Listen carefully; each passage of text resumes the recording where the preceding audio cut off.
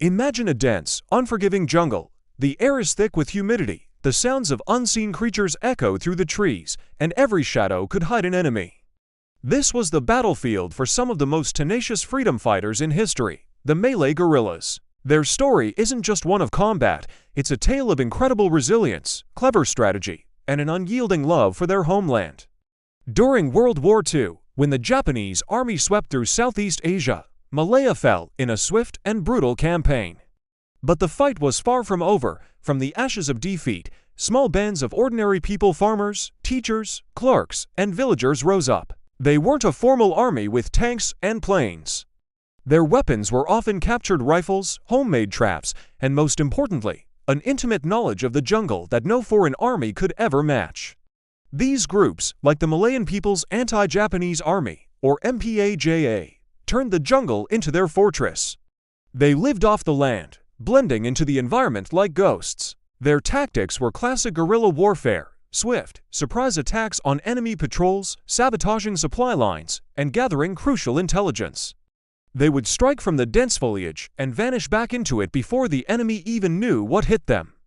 The jungle, which was a terrifying obstacle for the invaders, became the guerrillas' greatest ally. Their survival depended on a network of trust and support from local villagers, known as the Min Yuan. These civilians were the eyes and ears of the resistance. They risked everything to supply the fighters with food, medicine, and information. A simple farmer tending to his paddy field could be a vital link in the intelligence chain. A shopkeeper in a small town might be hiding supplies for the next ambush. It was a silent, dangerous dance where one wrong move could mean death for entire communities. Life in the jungle camps was incredibly harsh. The constant threat of enemy raids was matched by the dangers of the jungle itself: malaria, venomous snakes, and relentless hunger. Yet, within these hidden communities, a powerful sense of camaraderie and purpose flourished. They shared stories around campfires, sang patriotic songs, and trained relentlessly, united by a common dream: a free Malaya. One of the most legendary figures to emerge from this era was Sibyl Kathagasu. A nurse of Eurasian descent, she and her husband secretly treated wounded guerrillas and supplied them with medicine and information from their clinic in the small town of Papan. Her bravery was extraordinary. Even after being captured and brutally tortured by the Japanese secret police, she never betrayed the resistance. Her story is a powerful testament to the courage of the civilians who supported the fight from the shadows. After the war, the struggle for Malaya's future continued, evolving into the Malayan emergency.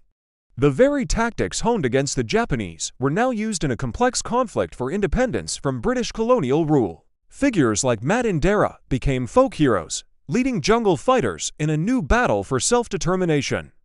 The path to freedom was long and complicated, but the spirit of the jungle fighters, their resourcefulness, their bravery, and their deep connection to the land laid the foundation for the nation of Malaysia that exists today. Their legacy is a reminder that freedom is never given, it is won. It's a story of how ordinary people, when faced with extraordinary circumstances, can become heroes. Their battlefield was the jungle, their spirit was unbreakable, and their story is etched into the very soul of the nation. Thanks for watching. If you found this story of courage and resilience inspiring, don't forget to like this video and subscribe to our channel for more hidden histories. See you next time.